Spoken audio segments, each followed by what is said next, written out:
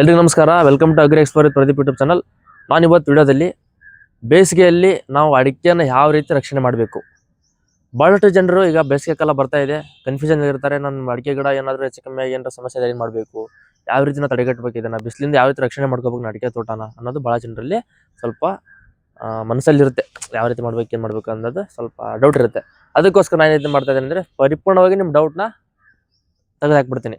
ಅಂದರೆ ನಾನು ಅದಕ್ಕೆ ಸೊಲ್ಯೂಷನ್ ಕೊಡ್ತೀನಿ ಏನು ಅಂತೇಳಿ. ಮತ್ತು ಫಸ್ಟ್ ಅದಕ್ಕೆ ಕಾರಣ ಏನು, ಯಾವ ರೀತಿ ಅದನ್ನ ಸೊಲ್ಯೂಷನ್ ಹುಡ್ಕೋಬೇಕು ಅನ್ನೋದನ್ನ ಈ ವಿಡಿಯೋ ಮುಖಾಂತರ ನಿಮಗೆ ಹೇಳ್ತಾ ಇದ್ದೀನಿ. ಆ ಡೌಟ್ ಕ್ಲಿಯರ್ ಮಾಡ್ತೀನಿ. ಈ ವಿಡಿಯೋ ಪೂರ್ತಿ ನೋಡಿ. ವಿಡಿಯೋದ ಇಷ್ಟ ಆದರೆ ಲೈಕ್ ಮಾಡಿ, ಇನ್ನೊಬ್ರು ಶೇರ್ ಮಾಡಿ, ಚಾನಲ್ಗೆ ಹೊಸಬರಾಗಿದ್ರೆ ಸಬ್ಸ್ಕ್ರೈಬ್ ಮಾಡ್ಕೊರಿ. ಮುಂದೆ ಬರ್ತಕ್ಕಂಥ ವಿಡಿಯೋದಲ್ಲಿ ಇದೇ ರೀತಿ ಅಡಿಕೆ ಆಗಿರ್ಬೋದು, ಪ್ರತಿಯೊಂದು ಬೆಳೆಗಳ ಬಗ್ಗೆ ಇನ್ಫಾರ್ಮೇಷನ್ ಕೊಡ್ತಾ ಹೋಗ್ತೀನಿ. ಟೆಕ್ನಾಲಜಿ ಬಗ್ಗೆ ಆಗಿರ್ಬೋದು, ಯಾವುದೇ ರೀತಿ ಆಗಿರಲಿ ಅಗ್ರಿಕಲ್ಚರ್ ಬಗ್ಗೆ ಪರಿಪೂರ್ಣತೆ ನಮ್ಮ ಚಾನಲ್ ಬಂದರೆ ನಿಮಗೆ ಸಿಕ್ಬಿಡುತ್ತೆ.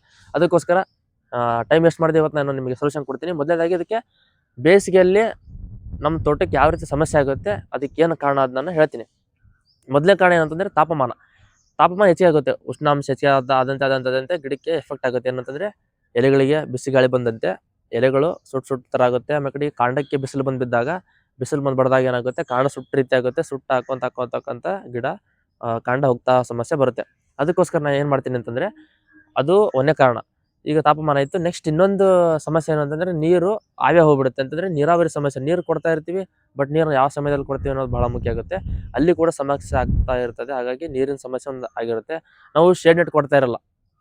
ಅಂದರೆ ಗಿಡಗಳಿಗೆ ಶೇಡ್, ಬಿಸಿಲಿನ ತಡ್ಕೊಳ್ಳೋ ಶಕ್ತಿ ಅಂತ ಶೇಡ್ ನೆಟ್ ಕೊಡ್ತಾ ಇರಲ್ಲ.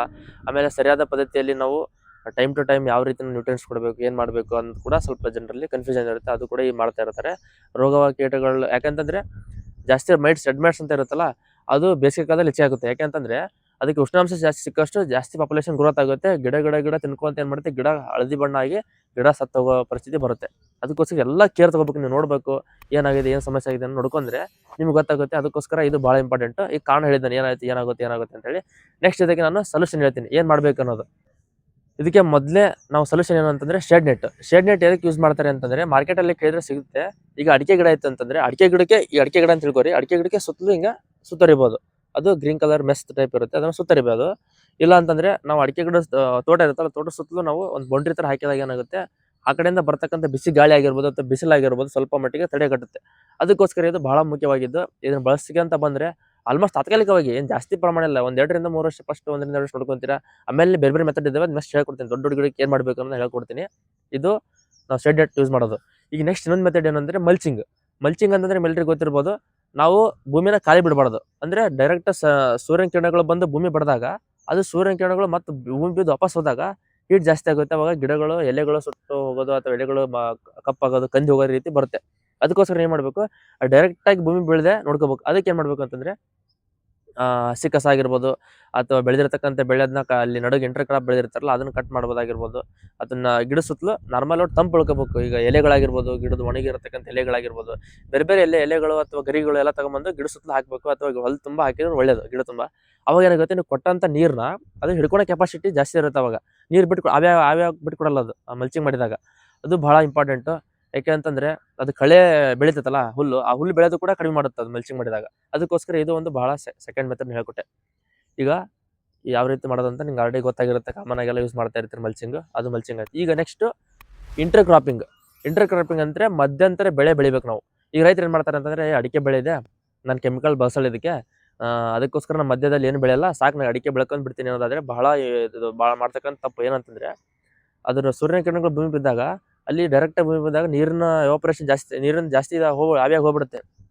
ಅದಕ್ಕೆ ಭೂಮಿ ನೀರು ಸಿಗ್ತಾ ಇರಲ್ಲ ಕರೆಕ್ಟಾಗಿ. ಆಮೇಲೆ ಬೇರುಗಳಿಗೆ ಡೈರೆಕ್ಟ್ ಸಣ್ಣ ಬಿದ್ದಾಗ ಅದಕ್ಕೂ ಎಫೆಕ್ಟ್ ಆಗುತ್ತೆ. ಅದಕ್ಕೋಸ್ಕರ ನೀವು ಬೆಳೆ ಹಾಕಿದ್ರೆ, ಮಧ್ಯಂತರ ಬೆಳೆಗಳು ಮಾಡಿದ್ರಿ ಅಂತಂದರೆ, ಅದನ್ನು ಹಸಿರಿರುತ್ತೆ ಬೆಳೆ. ಹೆಂಗಿದ್ರು ಅಡಿಕೆ ತೋಟ ತಂಪಕ್ಕೆ ಹಾಕೊಳ್ಳುತ್ತೆ. ಜೊತೆಗೆ ಬಿದ್ದಂಥ ಬಿಸಿಲನ್ನ ಡೈರೆಕ್ಟಾಗಿ ಬಿಟ್ಕೊಡೋದಿಲ್ಲ. ಆಮೇಲೆ ನೀವು ಏನು ಮಾಡಬೇಕು ಅಂತಂದರೆ, ಜಾಸ್ತಿ ದ್ವಿದಳ ಧಾನ್ಯಗಳನ್ನ ಹಾಕಬೇಕು. ದ್ವಿದಳ ಧಾನ್ಯಗಳು ಪಲ್ಸಸ್. ಯಾಕೆ ಅಂತಂದರೆ, ಇದು ನೈಟ್ರೋಜನ್ ಫಿಕ್ಸೇಷನ್ ಮಾಡುತ್ತೆ. ಅಟ್ಮಾಸ್ಫಿಯರ್ ನೈಟ್ರೋಜನ್ ತಗೊಂಬಂದು ಭೂಮಿ ಫಿಕ್ಸ್ ಮಾಡುತ್ತೆ. ನೈಟ್ರೋಜನ್ ಕೊರತೆ ಬರೋದಿಲ್ಲ. ಅದಕ್ಕೋಸ್ಕರ ಇದೇ ರೀತಿ ನೀವು ಇಂಟರ್ ಕ್ರಾಪ್ ಮಾಡಿದಾಗ ನಿಮಗೆ ಆದಾಯ ಕೂಡ ಹೆಚ್ಚಾಗುತ್ತೆ. ಜೊತೆಗೆ ನಿಮ್ಮ ಭೂಮಿ ಕೂಡ ರಕ್ಷಣೆ ಮಾಡ್ಕೋಬೋದು, ನಿಮ್ಮ ಅಡಿಕೆ ತೋಟನ. ಇದು ಬಹಳ ಇಂಪಾರ್ಟೆಂಟ್ ಮೆಥಡ್. ನೆಕ್ಸ್ಟ್ ಮೆಥಡ್ ಏನಂದರೆ, ಸುಣ್ಣ ಹೊಡಿಬೇಕು. ಸುಣ್ಣ ಭಾಳ ಜನರು ಕೇಳ್ತಾ ಇರ್ತಾರೆ, ಸುಣ್ಣ ಹಾಕಿ ಹೊಡಿಬೇಕು, ಹೆಂಗೆ ಹೊಡಿಬೇಕು, ಏನು ಮಾಡಬೇಕು ಅನ್ನೋ ಭಾಳ ಜನರು ಡೌಟ್ ಇರುತ್ತೆ. ಏಕೆ ಅಂತಂದರೆ, ಸುಣ್ಣ ಏನು ಮಾಡುತ್ತೆ ಅಂತಂದರೆ, ವೈಟ್ ಕಲರ್, ಬಿಳಿ ಕಲರ್, ಅದು ಸೂರ್ಯನಿಂದ ಬರ್ತಕ್ಕಂಥ ಕಿರಣಗಳು ಯಾವುದೇ ಕಾರಣಕ್ಕೂ ಅದು ಹಿರ್ಕೊಳಲ್ಲ. ಅದನ್ನ ರಿಫ್ಲೆಕ್ಟ್ ಮಾಡುತ್ತೆ ಮತ್ತು ವಾಪಸ್ ಇಲ್ಲಿ ಬಂದು ಸೂರ್ಯಕಿರಣ ಬಿದ್ದಾಗ ಇದು ವಾಪಸ್ ಕಳಿಸ್ಬೇಕು, ಯಾವುದೇ ರೀತಿ ಎಫೆಕ್ಟ್ ಆಗಬಾರ್ದು.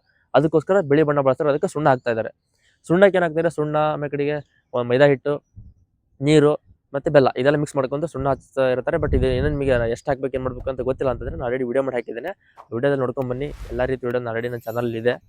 ಇದು ಸುಣ್ಣ ಯಾವ ರೀತಿ ಸುಣ್ಣದಿಂದ ಎಫೆಕ್ಟ್ ಏನಾಗುತ್ತೆ, ಇನ್ನೊಂದು ಅದರಿಂದ ಉಪಯೋಗ ಏನಂತಂದರೆ ನೀವು ನೀರು ಅಥವಾ ಸ್ಪ್ರಿಂಕ್ಲರ್ ಜೆಟ್ ಹಚ್ಚಿದಾಗ ಮಳೆ ಬಂದಾಗ ಏನಾಗುತ್ತೆ, ಸುಣ್ಣ ನಿಧಾನಕ್ಕೆ ಭೂಮಿ ಸೇರಿದಾಗ ಭೂಮಿಯಲ್ಲಿ ಕ್ಯಾಲ್ಸಿಯಂ ಕೂಡ ಜಾಸ್ತಿ ಆಗುತ್ತೆ, ಗಿಡಕ್ಕೆ ಲಭ್ಯ ಆಗುತ್ತೆ.